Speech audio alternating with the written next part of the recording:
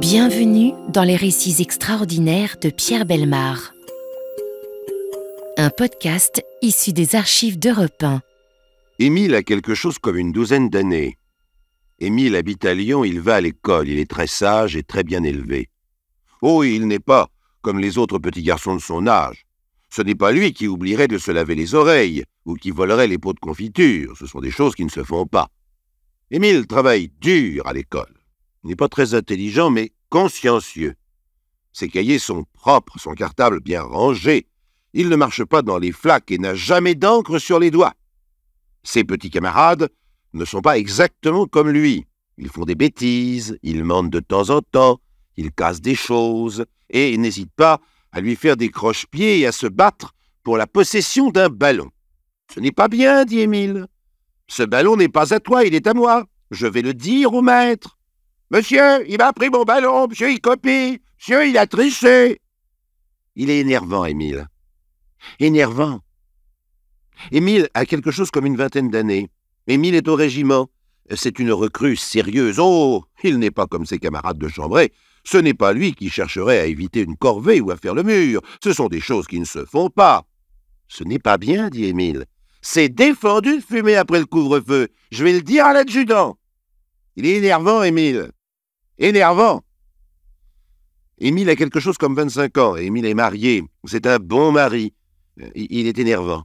Il a des enfants, il a un emploi, des voisins.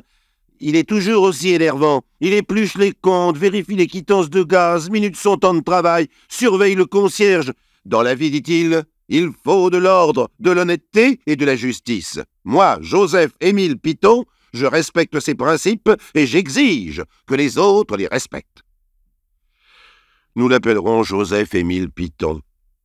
Il ne s'appelait pas Piton. Mais il n'aurait pas aimé que l'on parle de lui en ces termes. Il ne supportait pas la critique, ni la contradiction, ni le désordre, ni l'injustice. En fait, il ne supportait pas non plus, avant tout, d'être Joseph-Émile Piton, tout simplement.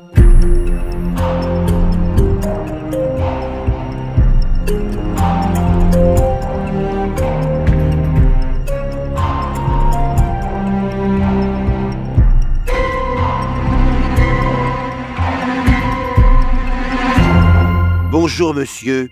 Je suis Joseph-Émile Piton, votre locataire du rez-de-chaussée, pour un loyer mensuel de 430 francs.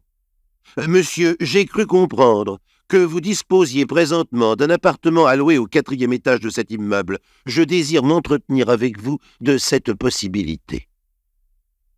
Joseph-Émile a 40 ans. Nous sommes en 1926. Il a le cheveu rare, mais bien peigné. Une moustache blonde et mince comme un trait dédaigneux sur une bouche pincée, double menton, col cassé, habit noir, l'air d'un bourgeois avantageux et bien pensant. La seule chose qui détonne dans cette silhouette stricte et impeccable, c'est le teint. Presque rouge. Un teint de coléreux, à la limite de l'apoplexie. Un teint qui fait désordre. Tout ce qui est bien rangé chez cet homme, du binocle à la pochette de soie, de l'épingle de cravate aux manchettes, semble prêt à exploser à chaque minute à cause de ce teint-là. Monsieur Dichand, propriétaire de l'immeuble 6 au 82 rue Rochechouart à Paris, connaît relativement peu ce locataire. Joseph-Émile Piton est parisien depuis 1925. Depuis 1925, il habite avec sa famille un petit appartement meublé dont il paie scrupuleusement le loyer le 1er de chaque mois. Selon son habitude, il remet à monsieur Dichand une enveloppe contenant 430 francs et attend le reçu qu'il vérifie soigneusement avant de saluer. Mais la conversation s'arrête là, si j'ose dire. C'est donc la première fois que les deux hommes ont un entretien. Monsieur Dichand est disposé, en effet, à louer cet appartement du 4e. Puis-je visiter les lieux, je vous prie? L'appartement est vide, non seulement d'occupants, mais de meubles. Et c'est cela qui intéresse Piton, car depuis 5 ans, son mobilier personnel est en garde-meuble. Contraint d'occuper à son arrivée à Paris une location meublée, il n'est pas satisfait de cet état de choses. L'appartement me convient. Je dois vous prévenir que je loue cet appartement meublé. Meublé? Mais il est vide. Si je consens à vous céder cette location, cher monsieur, c'est à la condition que vous l'acceptiez meublé. Joseph-Émile Piton devient rouge. Mais le propriétaire est inébranlable. Son raisonnement est simple. Il ne court pas après les locataires. C'est la crise, comme on dit. Il y a surenchère. Si Piton veut passer du rez-de-chaussée au 4e étage, il y passera avec les meubles du rez-de-chaussée. C'est ainsi qu'un appartement vide peut se louer meublé. D'ailleurs, ajoute le propriétaire, « Je loue l'appartement, mais je vends les meubles. C'est à prendre ou à laisser. Mais vous n'avez pas le droit. Mais, cher monsieur, je ne vous oblige pas à accepter. » Ah ben oui, évidemment, c'est facile. Quand on est propriétaire, on a tous les droits. C'est odieux, c'est de l'escroquerie pure et simple. On profite du besoin des autres, sans vergogne. Joseph-Émile Piton n'est plus rouge, il est violet. Mais monsieur, si je reste locataire de mon rez-de-chaussée meublé, avec les meubles que vous voulez me vendre, vous serez bien obligé de louer celui-là vide à quelqu'un d'autre. C'est possible. Mais je ne suis pas pressé. Et d'ailleurs, vide, je le louerai plus cher si ça se trouve. D'ailleurs, j'ai des propositions, je n'ai qu'à choisir. Finalement, si je vous donne la priorité, c'est que vous êtes déjà mon locataire, je n'y suis pas obligé. Ah, il faut reconnaître qu'il est tentant d'étrangler ce monsieur. C'est du chantage, ni plus ni moins. Joseph-Émile Piton préfère sortir. Il lui faut de l'air. Mais il lui faut aussi cet appartement. 3 enfants et une femme dans un rez-de-chaussée minuscule, ça ne peut plus durer. Ce désordre permanent, les récriminations, la promiscuité sont insupportables. Tout est insupportable, y compris l'existence de Joseph-Émile Piton, la terre tirée contre lui. En réalité, il a tout raté. Une entreprise d'import-export à Lyon, un premier mariage, une installation en Indochine, et ces 2 dernières situations. Il ne le sait pas, il ne le comprend pas, mais il a énervé tout le monde. Avec sa manie de justice, d'intégrité, l'orgueil de ses opinions, l'intransigeance de ses idées, il n'a pas cessé, depuis qu'il est né, de se heurter de front contre des murs de difficultés. Un exemple, qui ressemble étrangement à sa situation présente d'ailleurs. En rentrant d'Indochine, il achète des meubles d'occasion vendus 2400 francs. Il fait un chèque de 2400 francs au vendeur. Puis, fait opposition sur ce chèque, et il en fait un autre, de 698 francs 0,5 centimes. Ça ne valait pas plus. J'ai fait moi-même l'estimation. Au tribunal, le juge est d'un autre avis. Enfin, monsieur Piton, de 2 choses l'une. Ou il ne fallait pas accepter, ou il fallait faire expertiser le lot.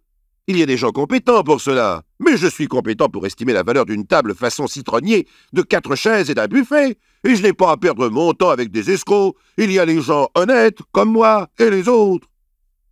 Voilà. Quelqu'un d'autre que Joseph-Émile Piton n'aurait pas acheté les meubles. Et on n'en parlait plus. Lui, si. On veut le voler. On va comprendre. Piton ne discute pas avec les escrocs. Piton démontre. On a sa fierté, et il y a des choses qu'on ne peut pas laisser passer. Il faut que quelqu'un mette le haut là, autrement. Où irions-nous, je vous le demande? On peut aller très loin, en réalité. Et ce qui vient de se passer rue Rochechouart entre M. Dichand, propriétaire abusif, et son locataire susceptible, ira très loin. Ne croyez pas cependant que l'un va étrangler l'autre, ou l'autre étrangler l'un, non. Bien qu'il en meure d'envie, en ce qui le concerne, Joseph-Émile Piton est un homme consciencieux qui aime faire les choses dans les règles. Étrangler M. Dichand serait prématuré. Vous allez voir comment un petit dossier comme celui-là, une broutille, un misérable litige entre particuliers, comme on dit, peut devenir un dossier extraordinaire pour peu que l'on ait affaire à un redresseur de tort comme Joseph-Émile Piton.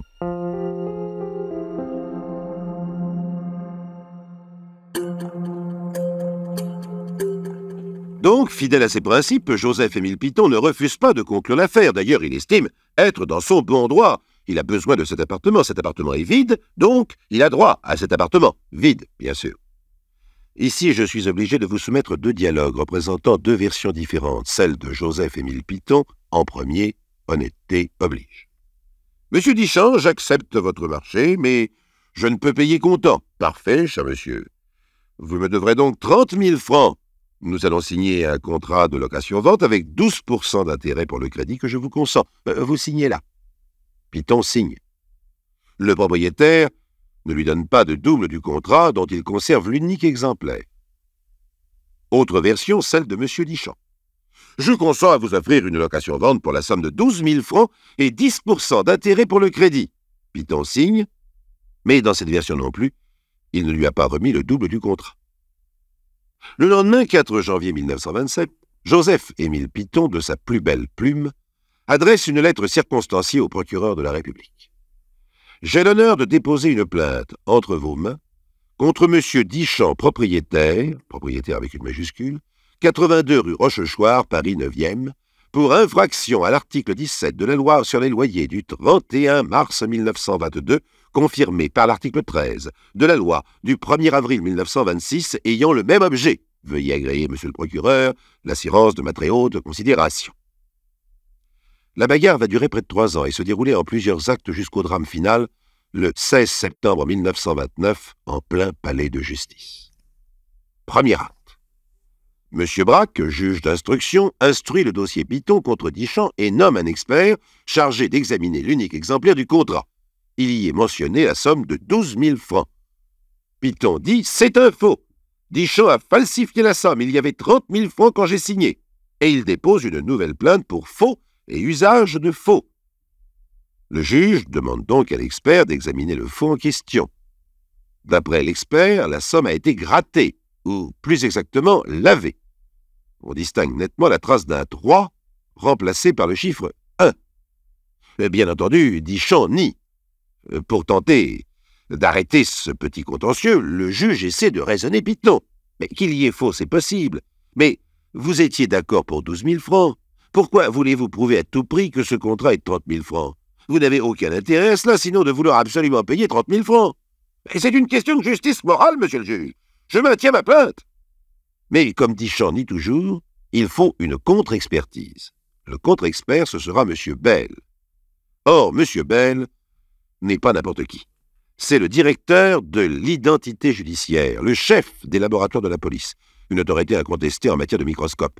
Toutes les expertises délicates, celles des plus grandes affaires criminelles de son temps, sont sorties de son laboratoire. C'est l'expert avec un E majuscule. Et il dit « Rien ne prouve la falsification. » En résumé, son rapport est exactement le contraire de celui de son confrère. Ah, c'est ça le problème avec les experts. On dirait qu'ils sont nés pour ne pas être d'accord entre eux. Jamais. Il n'y a aucun prix. Dans ces cas-là, c'est toujours le plus connu qui gagne, le plus célèbre, le plus inattaquable. Et Bell est directeur de l'identité. On ne met pas sa parole en doute. S'il dit blanc au nom de la justice, c'est que c'est blanc pour la justice. Non-lieu. Joseph-Émile Piton, le plaideur, est sommé de payer les 12 000 francs, prié de rentrer chez lui et de mettre son mouchoir par-dessus. Ah, c'est trop lui demander. Rendez-vous compte. Non seulement il va vivre sous le même toit qu'un faussaire, mais la justice est d'accord. À qui se plaindre maintenant? Vers qui se retourner? Il n'y a rien au-dessus de la justice. Piton est seul, tout seul, désespérément seul. Ce conformiste intransigeant, ce prince du « ça ne se fait pas », est condamné à vivre dans le désordre de ses principes sans pouvoir les faire triompher. Il en est malade. Son idée fixe l'empêche de dormir, de manger, l'empêche de vivre. Pendant des mois, il tourne en rond dans sa cage, à tel point qu'il en perd son emploi et fait fuir sa femme excédée des litanies qu'il débite à longueur de journée. La justice est pourrie. Voilà maintenant que c'est moi le coupable. C'est moi l'honnête homme que l'on méprise. Moi qui suis bafoué. La société court à sa perte. S'il y avait plus d'hommes comme moi, les voleurs dormiraient moins tranquilles, etc., etc., etc. Bien entendu, il ne perd pas espoir. Le tribunal reçoit de sa part des kilomètres de lettres, d'une petite écriture serrée, méticuleuse, au style empoulé, bourrée d'expressions toutes faites. Joseph-Émile Piton y expose la vérité sur son affaire. On lui répond toujours la même chose. Ce qui est jugé est jugé. Il n'y a pas à revenir là-dessus. Pour le procureur, c'est « Je n'ai pas à revenir sur la décision du tribunal civil souverain en la matière ». Pour le ministre, c'est « Je transmets votre lettre au service compétent ». Pour la présidence, c'est « Je transmets votre lettre au service de monsieur le ministre ». Alors, Joseph-Émile Piton, seul et abandonné de tous, se met à suivre un homme. Pendant des mois et des mois, il va raser les murs derrière lui. Il va le regarder rentrer chez lui, sortir de chez lui. Il va guetter ses allées et venues, surveiller ses déplacements. Planté sur le trottoir pendant des heures, il l'observera assis à son bureau, parlant, riant, discutant, faisant son métier.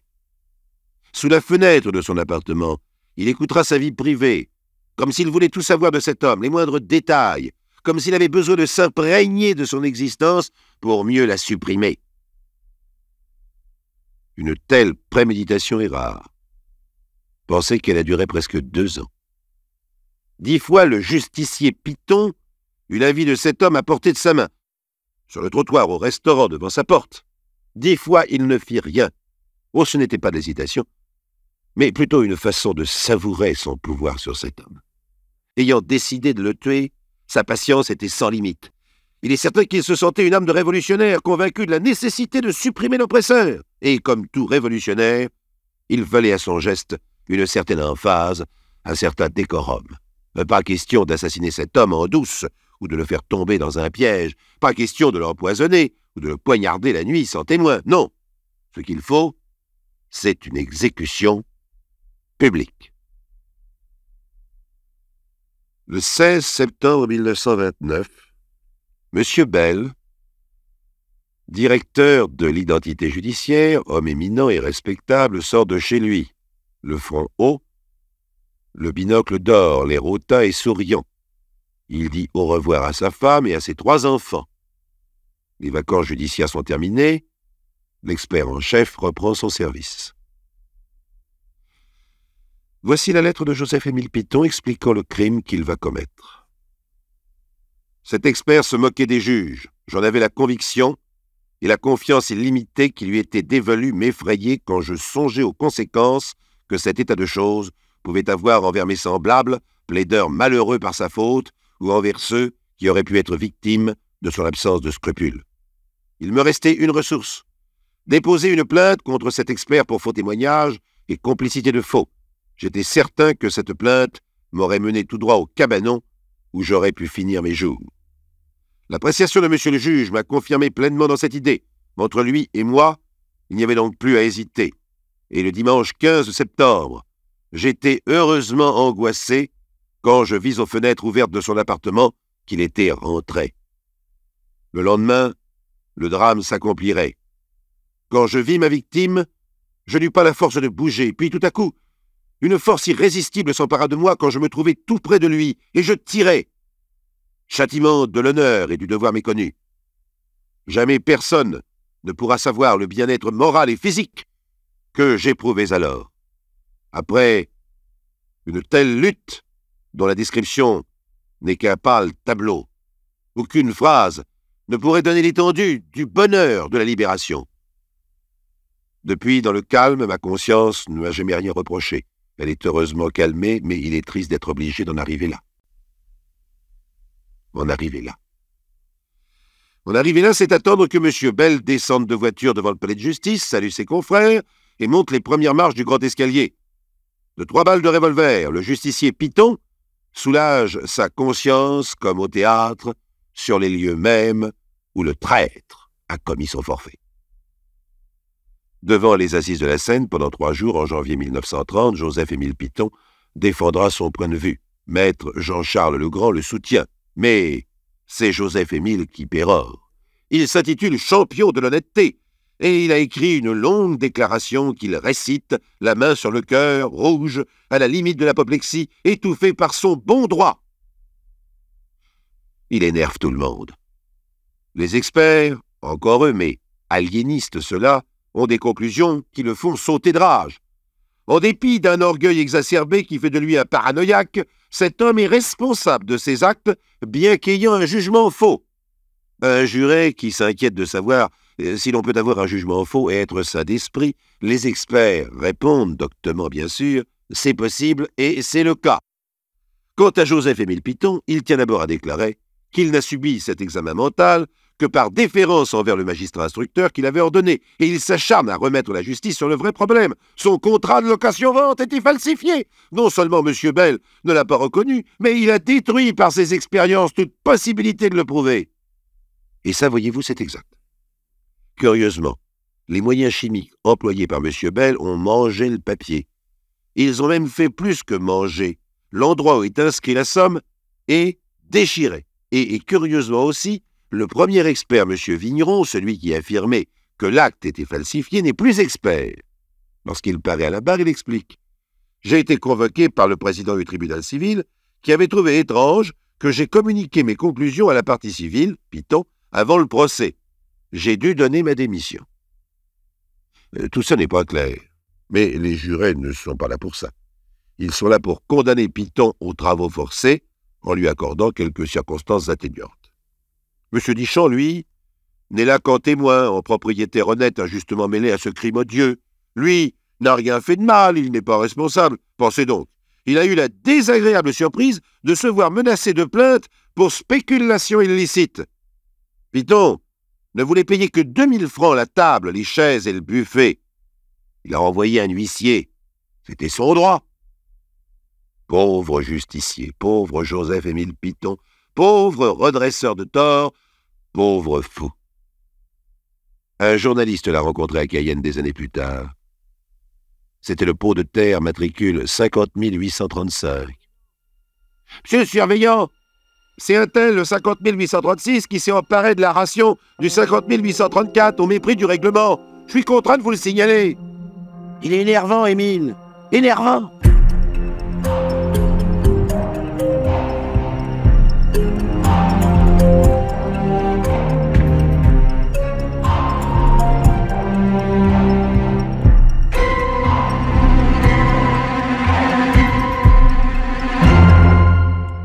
Vous venez d'écouter Les récits extraordinaires de Pierre Bellemare, un podcast issu des archives d'Europe 1 et produit par Europe 1 Studio.